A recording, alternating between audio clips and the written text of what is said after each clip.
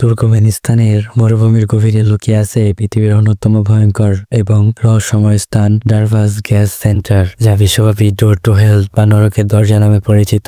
এটি কারাকোম মরুভূমিতে অবস্থিত এবং দেশের রাজধানী আশগাবাদ থেকে প্রায় 260 কিলোমিটার দূরে। এই বিশাল গর্ত প্রায় 70 মিটার চওড়া এবং 30 মিটার গভীর, এবং এটি গর্ত 50 বছরের বেশি সময় ধরে চলছিল অবিরাম। শুধু আগুন নয়, বরং গর্তটি পৃথিবীর মাটির তলায় থাকা মিথেন গ্যাসের একটি বিশাল প্রদর্শনী। 1971 সালে যখন সোভিয়েত সময়ে বিশেষজ্ঞরা গ্যাস অনুসন্ধানে ড্রিলিং করছিল, হঠাৎ করে এই ভূপৃষ্ঠদেশে বিশাল গর্ত তৈরি হয়। আশঙ্কা ছিল এই গর্ত থেকে বিষাক্ত গ্যাস বের হতে পারে, তাই তারা গর্তে আগুন ধরিয়ে দেয়। তারা আশা করছিল কয়েকদিনের মধ্যে আগুন নিভে যাবে, কিন্তু প্রকৃতির পরিকল্পনা আলাদা ছিল। আগুন নিভেনি, বরং ধীরে ধীরে এই গর্তটি পৃথিবীর সবচেয়ে রহস্যময় ও ভয়ঙ্কর স্থানগুলোর মধ্যে একটি হয়ে যায়। এই গর্ত এতদিন ধরে জ্বলতে থাকার প্রধান কারণ হলো মাটির তলা থেকে আসা মিথেন গ্যাস এবং অক্সিজেনের সংমিশ্রণে আগুনকে জীবন্ত রাখে। গর্তের তাপমাত্রা অনেক বেশি, গ্যাস বিষাক্ত, এবং এই দৃশ্য একদিকে ভয়ঙ্কর, অন্যদিকে অপূর্বভাবে সুন্দর। ড্রোন শটে দেখা যায় মরুভূমির একা শূন্য পরিবেশে আগুনের আলো যেন অন্য জগৎকে নিয়ে যায়।